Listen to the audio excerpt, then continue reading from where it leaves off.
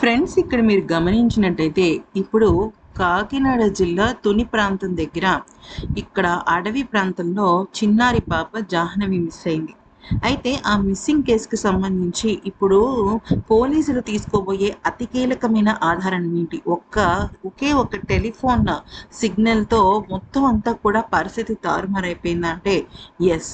జరిగిన విషయం ఏంటి అంటే పోయిన శనివారం అంటే ఈ రోజుకి వారం రోజులు అన్నట్టుగా పాప మిస్ అయిపోయింది.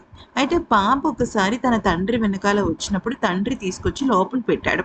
కానీ ఆ పాప మళ్ళీ తండ్రి కోసం వెళ్ళింది.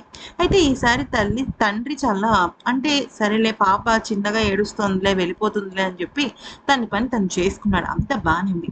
అయితే ఆ పాపకి సంబంధించిన ఆధారాలు కొన్ని ఆ పాప ఏడుపులు వినటము, అలాగే ఆ పాపకి సంబంధించిన చిన్న చిన్న చాలా చిన్న ఆధారాలు దొరకటము, అలాగే ఆ పాప ఫెన్సింగ్ దాటి వెళ్ళింది అని ఖరాఖండిగా అక్కడున్న అధికారులు చెప్పటము, కుక్కకి సంబంధించి జీపీఎస్ ట్రాకర్స్ పెట్టడం, కుక్కకి ఆనవాళ్ళు చూపించడం ఇవన్నీ జరిగిపోయాయి.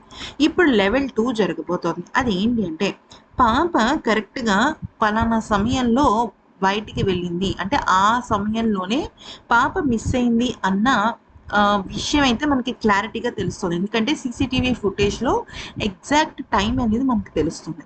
అయితే అదొక అడవి ప్రాంతం. కేవలం జస్ట్ ఒక 40 ఎకరాల పొలమో లేకపోతే ఏదో ఉంటే అనుకోవచ్చు.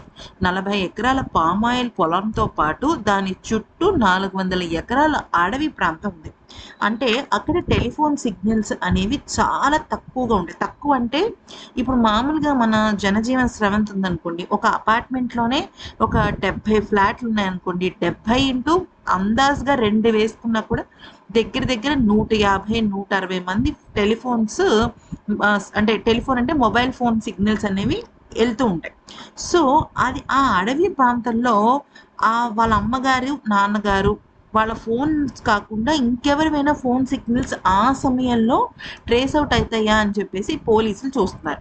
అయితే ఇదేం చిన్న విషయం కాదు. ఎందుకనంటే అక్కడ ఆల్రెడీ కొంతమంది జనాలు, పోలీసులు, మీడియా వాళ్ళు ఉన్నారు కదా! వాళ్ళందరి ఫోన్స్‌ని కూడా అక్కడ డంప్ చేసి ఒకే యాంగిల్‌లో సిగ్నల్ ఎలా వస్తుందని ట్రేస్ ఔట్ చేయాలి. ఇది కొంచెం కష్టమైన పని.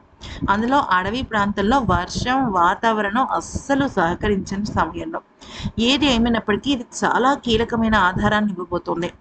ఇది ఎలాగైనా సక్సెస్ అయ్యి పాప త్వరగా ఇంటికి రావాలని మనం మనస్ఫూర్తిగా కోరుకుందాం.